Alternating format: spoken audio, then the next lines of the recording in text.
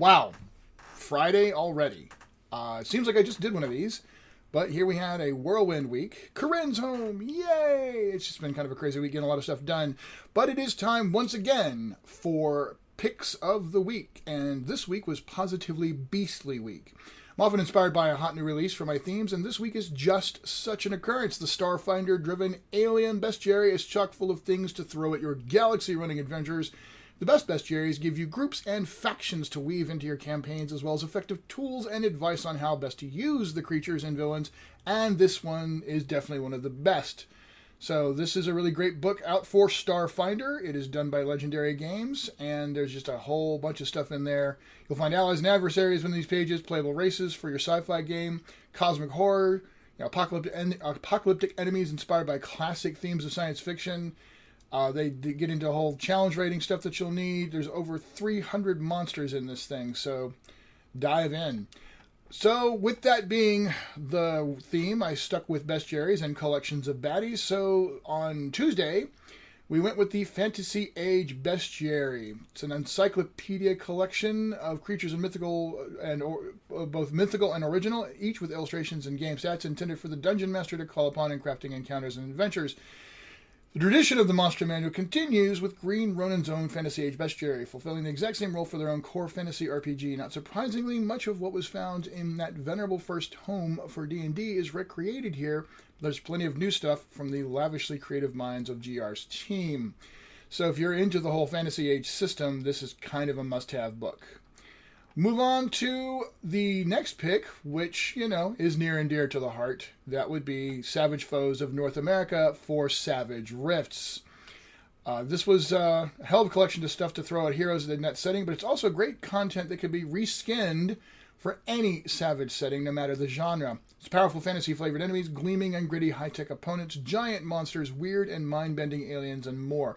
Now, reskinning, I want to cover that real quick because it's an idea that's important for how you can use bestiaries and bad guy collections.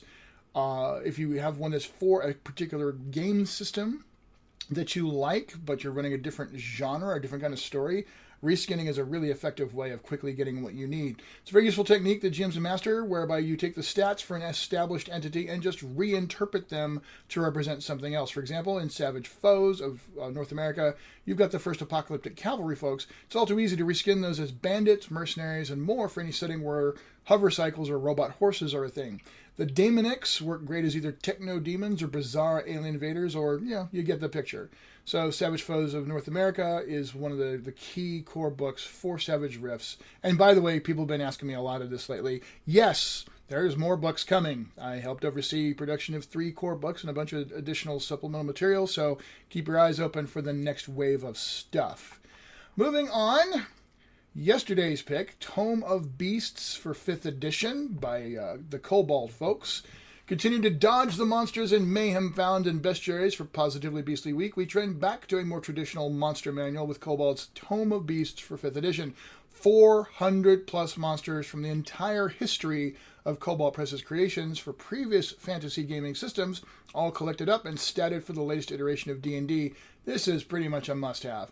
If you are running 5e and you like having a library of stuff to draw on, you're going to want to grab this book. It's, like I said, it's pretty much a no-brainer. Cobalt is one of those companies that specializes in doing third-party support for established game systems, and they do a great job of it. You've got stuff like clockwork creatures, drakes and dragons, devils and archdevils, dangerous flavors of the fae, undead, and much more.